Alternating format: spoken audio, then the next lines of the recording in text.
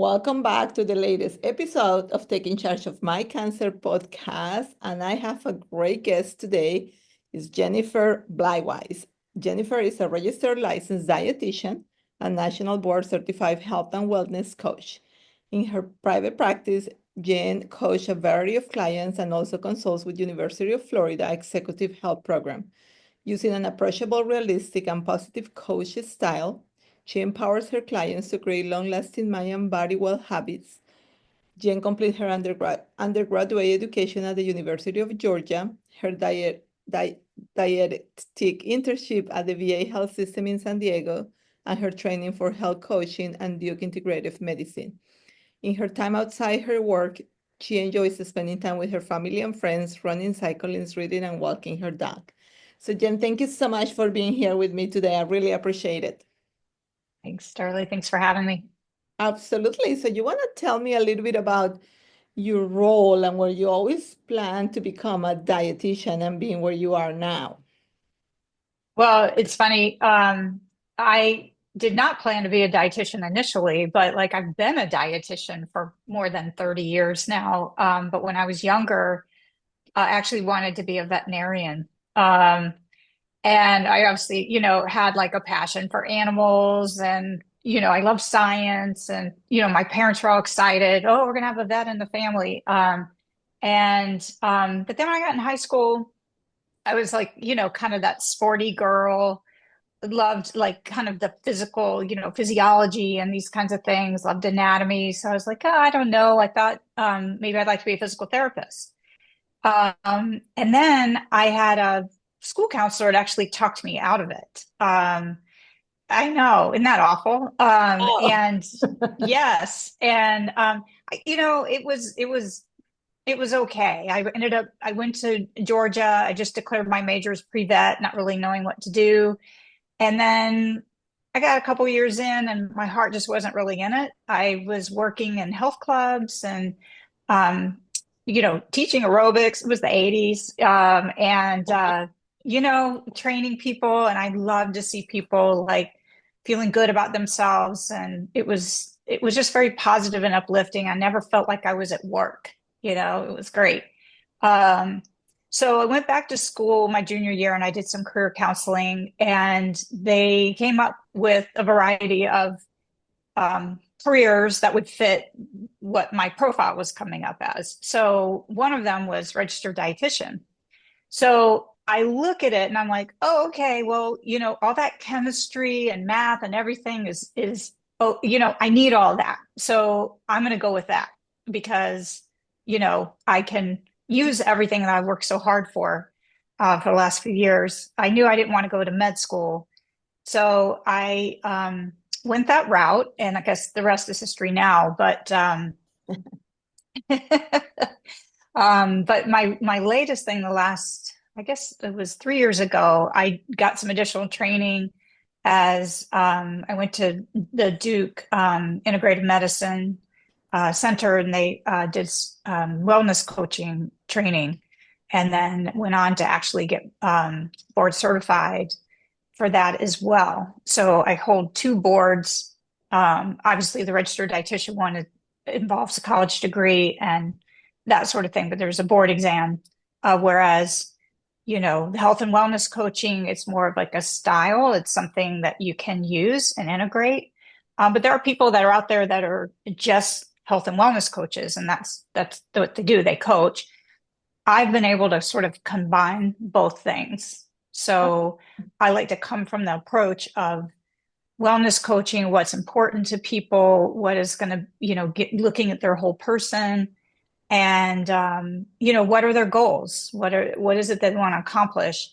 A lot of times, it's something nutrition related, and then I'm perfectly credentialed for that. So, but I also do a lot of medical nutrition therapy, pure medical nutrition therapy too. So obviously oncology would be something that would fall into that realm.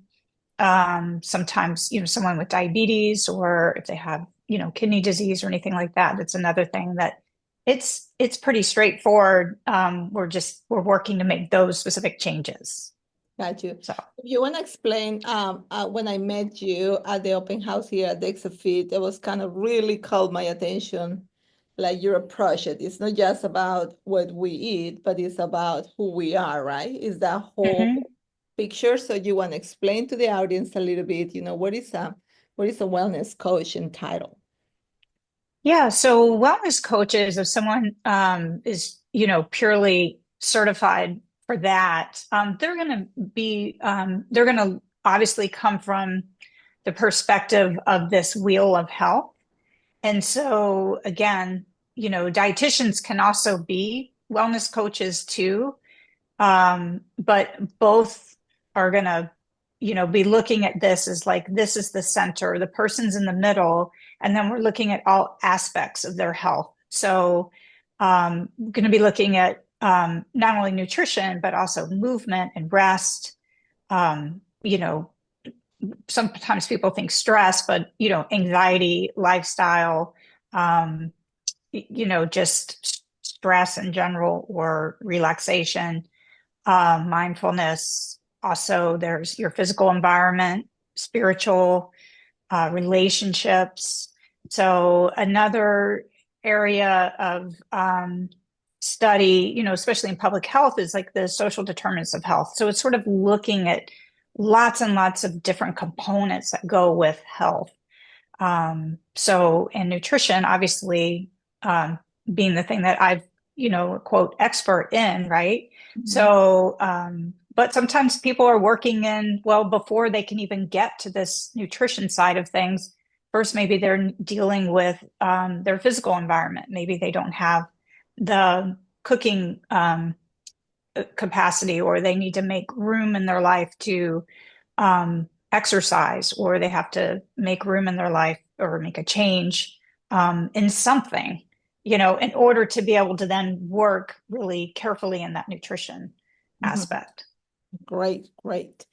Again, glad you're looking at that just because many times, we have patients who, yes, I've been doing diets for years and years and years and nothing seems to help, but they have not been addressing everything else, right? Yeah. Exercise, stress level, sleeping, all these other things that are so important to try to Hmm. help them to manage that. So it's kind of glad that you mentioned that. Um, what do you think is the connection between diet and cancer risk? Um, well, that's a really loaded question. Because again, I mean, cancer risk is so multifactorial, Mhm. as you all know so well. And diet is just one lifestyle factor. So there has been obviously very strong links that are there that we found between like obesity and cancer. And obviously, diet and obesity are, sometimes, I mean, they're always going to be linked. It's not always the reason for someone having obesity, but it's a strong component of it. So diet is then related to cancer in that way, just based on lifestyle, or maybe possibly if the person has obesity, um, especially like breast cancer, colorectal, esophageal, pancreatic, kidney, and liver cancers. Those can all be linked to obesity. It's not the only reason, but it's one of the reasons. Um, and so maintaining a healthy diet really prevents obesity. It can be highly effective in reducing the risk of these cancers. Um, but other than obesity, there's certain foods like processed meats in particular have been linked to colorectal cancer.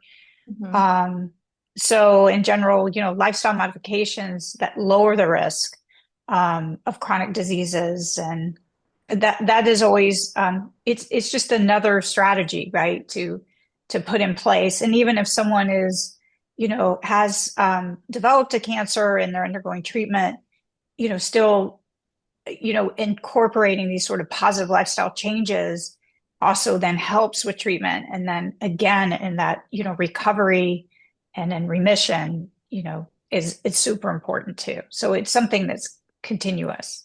Got you. And you mentioned as well that's going to link us into my next question.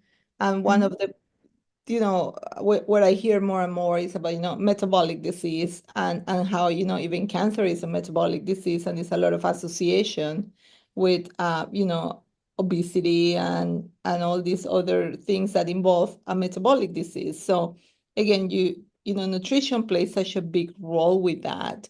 So in general, if you want to just advise people, like, what is the first thing I should just start doing to help out not just the risk of cancer, but as well any metabolic disease, what would be your advice?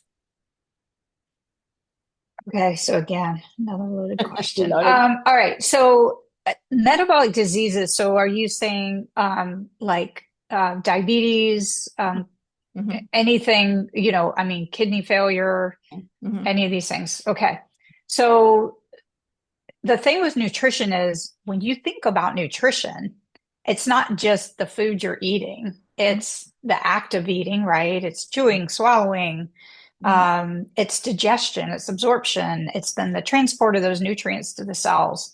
And then once it gets into the cells, then that's really, the metabolic part, right? That's the part where, the different aspects of the cell are using these nutrients, right? It's needing vitamins and minerals for cofactors and, electrolytes and fuel sources, right? Glucose.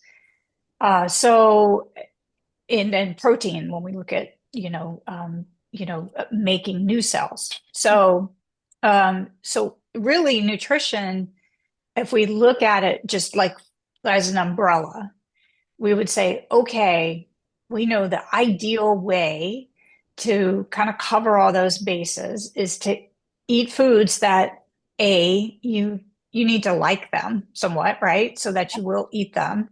But also, it needs to be in a form that is easy for you to eat.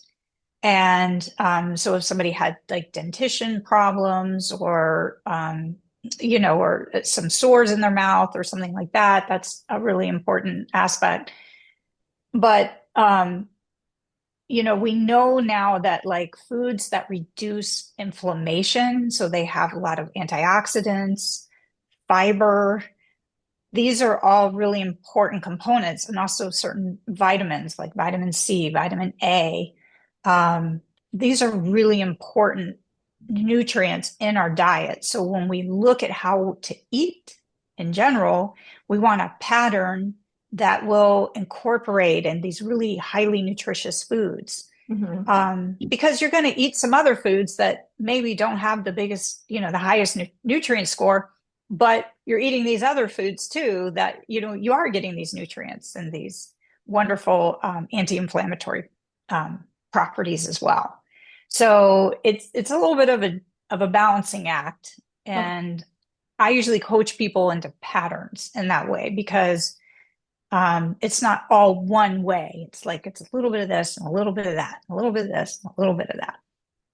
got you. Um, how about how does cancer treatment such as chemotherapy or radiation affect a patient nutritional needs?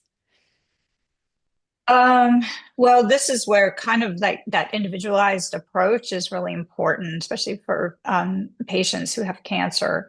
Because as you know, chemotherapy, radiation, I mean, you can disrupt any of those um, things that I mentioned when it comes to nutrition, as far as swallowing, chewing, digestion, transport. So, and then within the cell as well. So it's going to depend on the mode of treatment. So for example, like someone who's having some sort of head and neck radiation, obviously, the focus might be on having foods that can be, taken in, chew, swallow. And then if not, if that's too high of a hurdle, then maybe looking at some kind of supplementary type of feedings or things like a tube feeding sort of on a temporary basis to get those nutrients in. Um, Chemotherapy, especially if there's a lot of nausea, vomiting, diarrhea, again, looking for foods that doesn't exacerbate that. Mhm. So, and again, the overall goal during cancer treatment is going to be to not become malnourished Yep. as best we can to make sure there's enough protein there for strength Yep. and make sure there's enough nutrients available. So that way the treatment is more effective and stay strong and healthy for that recovery. Yep. Yep. That's really important. And sometimes people don't really underestimate what protein can do for you. And I think this is a thing that so many patients, I'm like, it's like it's one thing that I tend to tell patients, I'm not a nutritionist, but I kind of like read a lot and listen to a lot of podcasts and regarding how important it is. And many of us who are like, 40 and older, females, and I treat a lot of breast cancer patients, we tend to lose a lot of skeletal muscle mass, period. And then you go over cancer treatment that involve blocking estrogen, which is going to even be more, Mhm. difficult for you to kind of maintain some of that skeletal muscle mass. So definitely, besides exercise, protein intake is big. And sometimes we underestimate that. And sometimes it's hard to take what you need. So you may have to use supplements. Besides, the Mhm. ideal is to eat it in food, but sometimes, we need certain amount that sometimes it's just is not easier, but you can supplement it with other type of Mhm. income in protein. So very good. Absolutely. Uh, Yeah. have you heard anything about fasting prior to chemo? Any anything on that? I I have not, but I mean, to be honest, I'm not living in that world. So I don't know, I wouldn't be as up to date with that. I think that would be a great question for a dietitian that works, um, maybe in inpatient or in, that, is working with people with cancer every day, Okay. working with nutrition. It's definitely, and again, I mean, that's a great question to bring up, like in like a team rounds, Hmm. right? Hmm. And to get what is the current evidence. But I like that you're asking that question because you're looking for the evidence. Hmm. Um, and and that's super important because there's a lot of stuff out there Yep. on the internet, and it may or may not be evidence based. I Yeah. mean, most likely not. Exactly. Exactly. Yes, and I have seen good results in regarding side effects and things like that with fasting and makes sense. I mean, do you usually are you okay? If we take away the cancer diagnosis, what are your thoughts about just kind of intermittent fasting? Are you familiar with Intermittent that? fasting. Yeah. I think it's a technique, it's a tool like anything else. So if someone wants to do intermittent fasting again, I would ask them, well, what is your goal? Is your goal to um, not be eating after, 7 o'clock because you have, reflux or you don't feel well or maybe there's some like a cultural thing that comes with fasting. But in general, it's just another way, usually, to reduce calories. Hmm. So if someone's trying to lose weight and they're like, I do better if my eating window is, shorter. I do think, the nice thing about using intermittent fasting sometimes for people is if they struggle with sort of that constant snacking, or they find that like after 7 o'clock 8 o'clock at night, maybe if there's some emotional eating or just to have like kitchen's closed, Hmm. it's done. It might be easier to break a habit. um but for a lot of people, if they're getting up very early in the morning because they're needing to start work or working out or something, it may be unrealistic for them to have their eating window so small, Okay. or to go full days where they're just only consuming a small amount. So it's so individual again. We know it's just like a tool, like anything else. Okay. There nothing really saying it's better than something else. Got you. Um, if you have, from your standpoint as a coach, three valuable tips for patients who has been diagnosed with cancer, what that will be? Oh, wow. Let's see here. I probably first would say, focus on self-care. That would be first. And I know that's obvious to your team. But I think from a health coaching model, that's probably where I would start. I would say, what's going well and where are you struggling? And where do you feel like you can make the most impactful change? Where do you think you can give yourself the most care? And again, coming from a place of like self-compassion and curiosity, and Mhm. really think not what you should be doing or shouldn't be doing or what you have time for. You don't, really truly being curious about and wondering, well, how can I actually, take care of myself and give myself that time? So that would be first. Um, the second one would be, again, I know I've mentioned this before, but making sure you're eating enough to prevent the malnutrition and keep your strength up. So again, if something is, interfering with that, maybe it's a side effect from treatment or and honestly, energy levels. I mean, it takes a lot of energy to actually like gather and prepare food or, Mhm. like or, maybe things don't taste the same. So I would dig into that. And let's see. Um, I think I would say don't be afraid to use those nutrition supplements, um, particularly even if they have sugar in them. I think sometimes sugar is real scary to people with cancer because they feel like they're feeding their cancer cells. That is not something that is, scientifically validated. So I would say, the most important thing, again, the biggest thing is we have to get the protein in. And a lot of times supplements like Boost or Ensure High Protein or these things, yeah, they're going to have a little bit of added sugar. Okay. But they're also going to have all this protein too, Yeah, and vitamins and minerals, and maybe it's easier to take. That's more important than worried about how much sugar is in got you. And now that you mentioned sugar, that was going to be my next question is it. how do processed foods and added sugars affect cancer risk? Um, well, right now there's no real direct link between cancer or ultra processed foods with cancer. I think there is that strong association with the processed meats, with colon cancer. But again, that's an association, right? So when they look at, say they do like they look back and they look over, 50,000 people over 20 years and they do all these lifestyle factors and they might look for one thing like how much ultra processed food do they eat, and there could be other things too, like maybe they don't exercise as much or they might smoke, or right, so you have to then take all those things out. And Mhm. when they do that, they find that in men there's somewhat of an association, but in women not as much. So again, it's really really hard to make that direct link. Now, are ultra processed foods good for you if that's, 70%, 80% of your diet?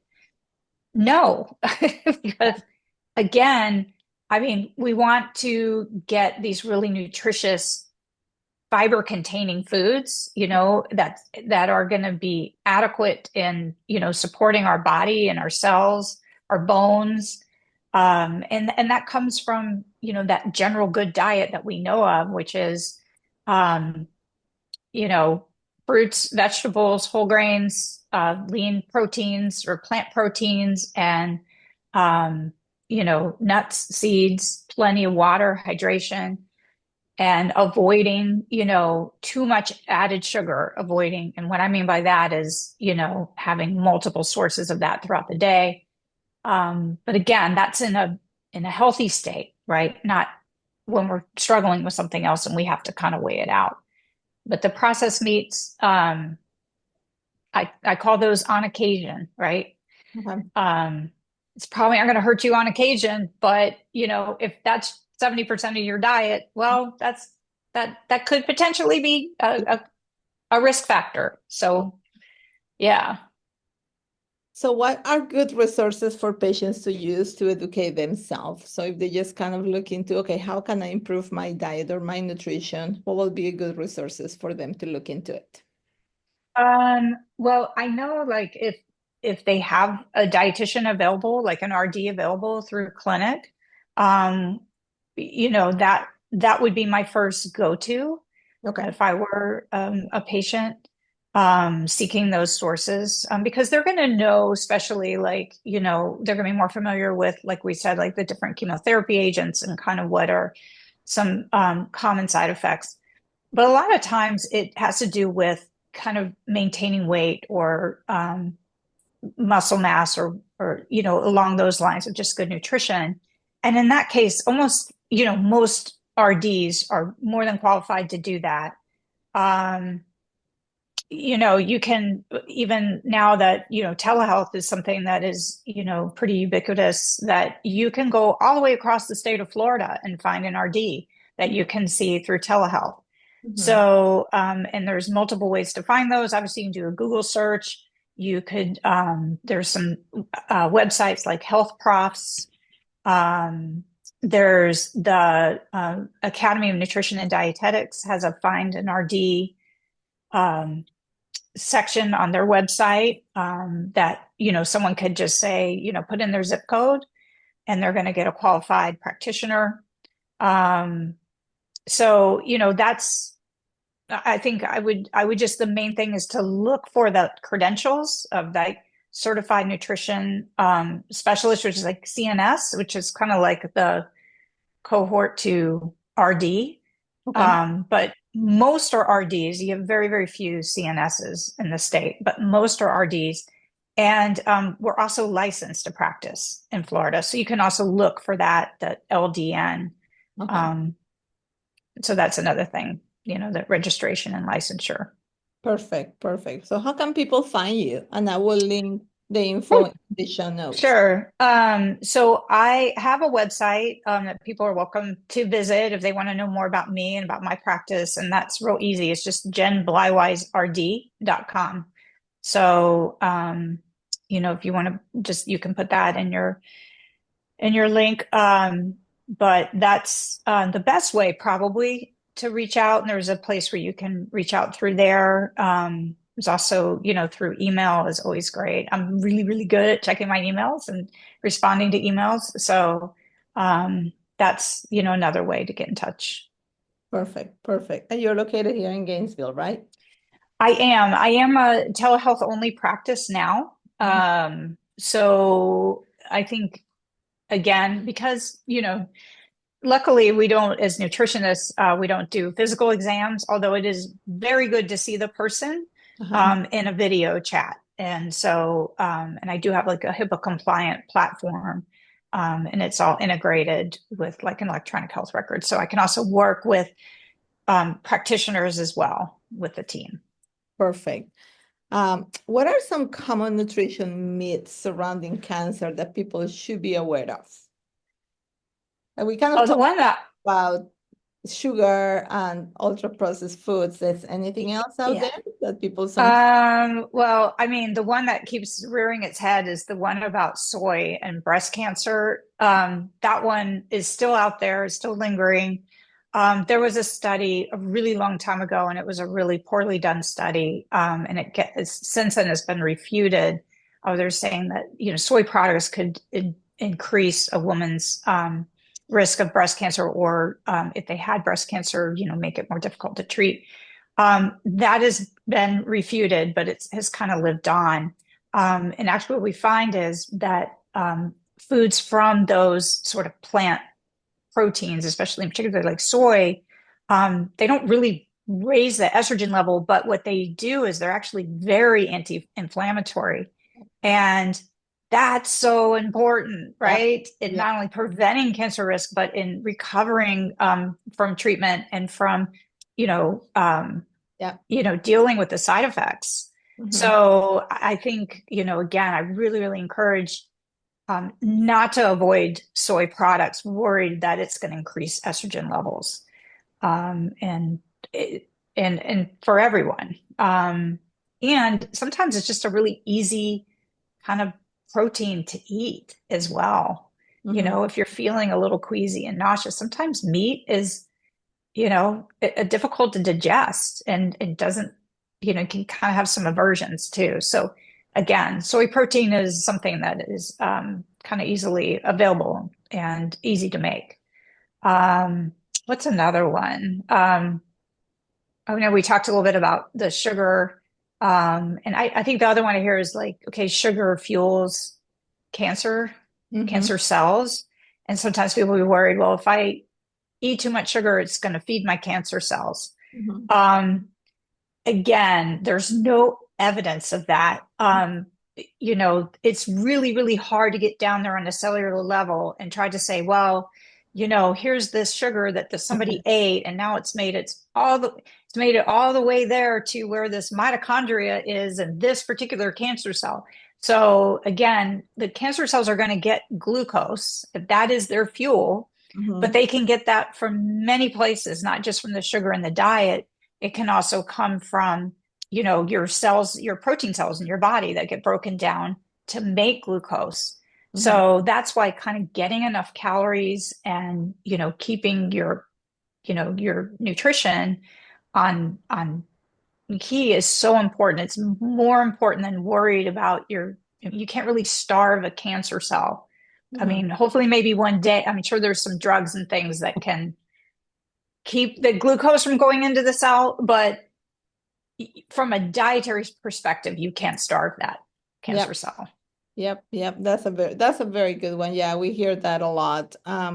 Sometimes you hear all this now is about like, oh no, yes, what we eat, but what we surround by, right? All these toxins coming from plastics, from vegetable oils, from all these other canola oils, all these other things that is like, that's not really great for you, not necessarily cancer related, but again, just kind of leading into a metabolic disease because you increase insulin. And if you increase insulin, that's going to get you trouble in other areas. So the more you can keep your insulin levels down, because, we hear more and more, we're getting more high incidence of pre-diabetes and diabetes in this country. So the more we can control all that, the better. But yeah, so again, it's crazy, yeah, because the more you hear things like, oh my God, do I just put myself on a bubble, right? Where I don't get exposed to anything. And I try to live a very healthy life, but sometimes it's like, wow, you don't realize so many toxins that is out there that you use every day that you don't really realize you do. And you start hearing about it. Yeah, and it's hard too because I mean, you mentioned, some things like plastics, which are really an environmental toxin. It's not really a food toxin. Uh-huh. But obviously, when you're preparing your foods, maybe you're exposing yourself to some of those things. So that is a good point. And then also to, when it comes to like oils and things, there's no oils that are really toxic, right? Unless you've like overheated them and, they've denatured and maybe possibly it's kind of like the charred meat kind of idea that, maybe that becomes more carcinogenic in Mhm. that realm. We know alcohol can be carcinogenic as well.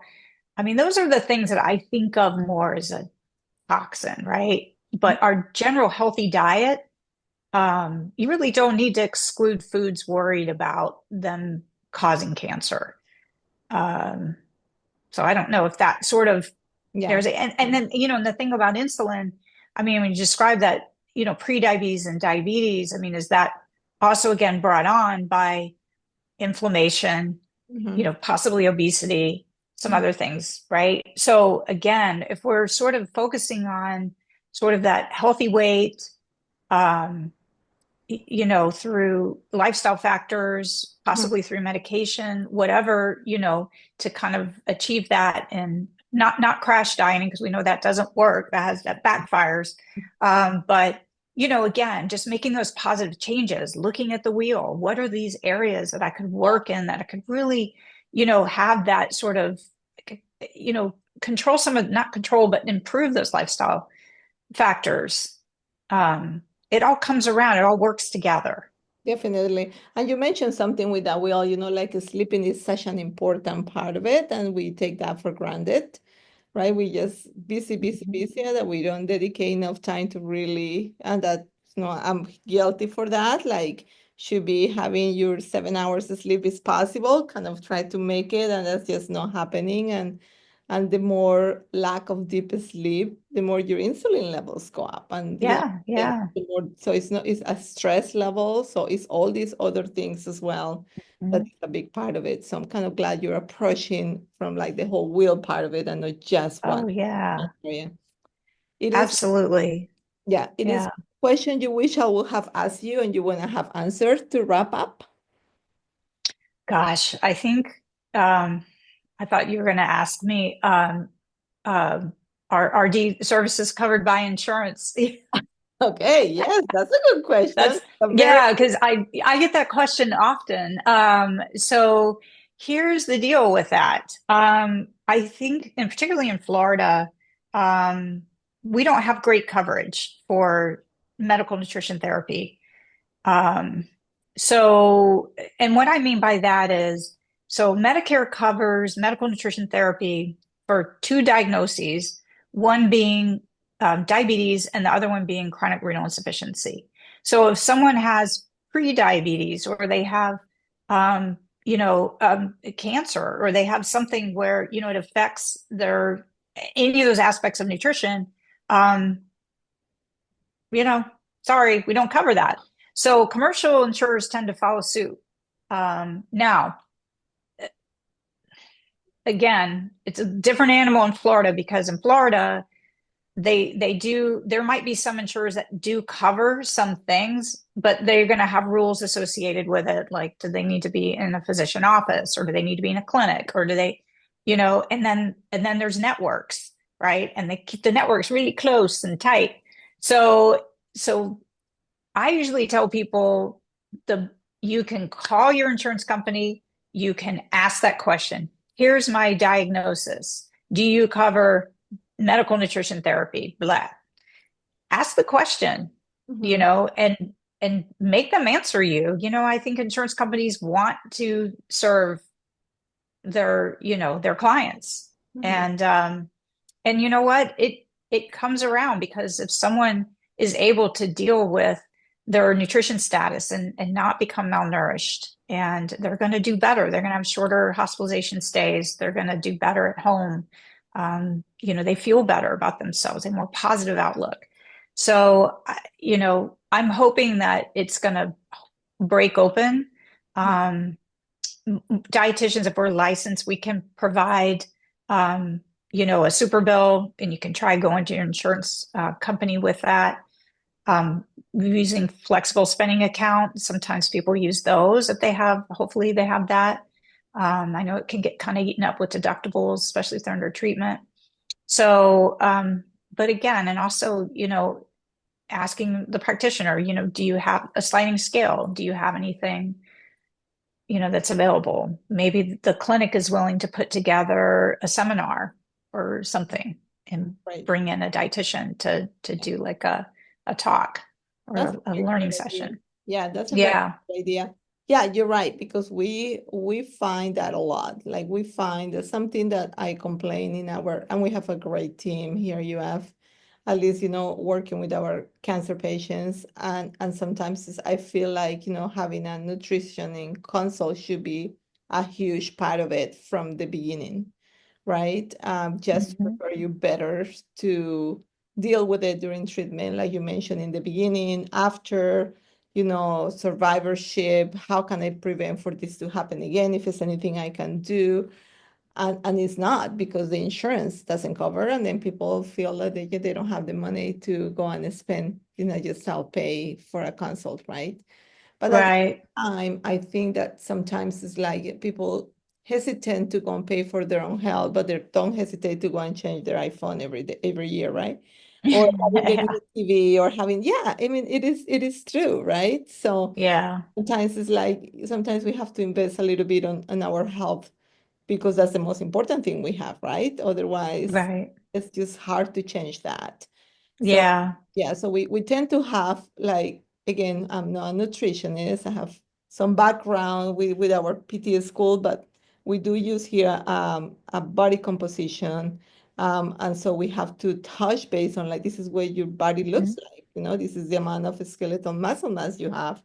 This is the amount of body fat you have. And we have to touch base on like, in order to change that, you got to change the way you eat and the way you exercise. And so we can Mhm. coach you a lot on the exercise that we're really good at it. And the nutrition part, we just give them some broad ideas. Just be healthier, use anti-inflammatory diets, decrease your sugar, decrease your carbohydrates. That doesn't mean don't eat it, but eat it from a healthy source, those kind of things. And hopefully Mhm. all that will help. And then we'll say, but if you can really go to see a nutritionist, mainly if you have other issues like diabetes, then that's going to be super important because you cannot just really take your own diet on your own, right? Because you're having another issues or you have thyroid issues and other things that you got to be addressed. Exactly. Yeah, those sort of confounding Yeah, diagnoses, or, maybe they're dealing with a particular side effect or fatigue, or, again, it comes down to logistics sometimes of just some ideas or, around feeding themselves or resources. exactly. And also being able to balance it out. What do you mean by high quality carbohydrate? Like, Yeah, what yeah, does that mean? And then people are like, I can't have bread, but maybe yes, that's the one thing that settles their stomach. So, I mean, I think, it's great to dig in and do that individual stuff. And I agree with you. I think it's worth, spending $100 to do a consultation. I mean, you can't even go out to dinner for yeah, $100 anymore. I mean, that's a reality. yeah, So, but I think again, I mean, I think people kind of get this mental block. Well, if insurance isn't going to pay for it, I'm not going to do it, yeah, and yeah, okay, like I wish insurance paid would be great. It yeah, would be wonderful. And they opened up the networks. We didn't have to play all these games. yeah, Um, yeah, and there would be a dietitian at every clinic and on yeah, teams and, yeah, you know, yeah. helping out. Gotta do something with this darn insurance, right? Yeah, yeah, This is our absolutely. reality. That has been wonderful. Thank you so much. You gave us Thank such you, Darlie. great information. I'm sure the audience is going to be really excited to hear this. I really appreciate you taking your time and share your expertise with us today. Yes, you are so welcome. Thanks for having me. Absolutely. You have a great rest of the evening. Thank you. You too. Okay, bye. Bye.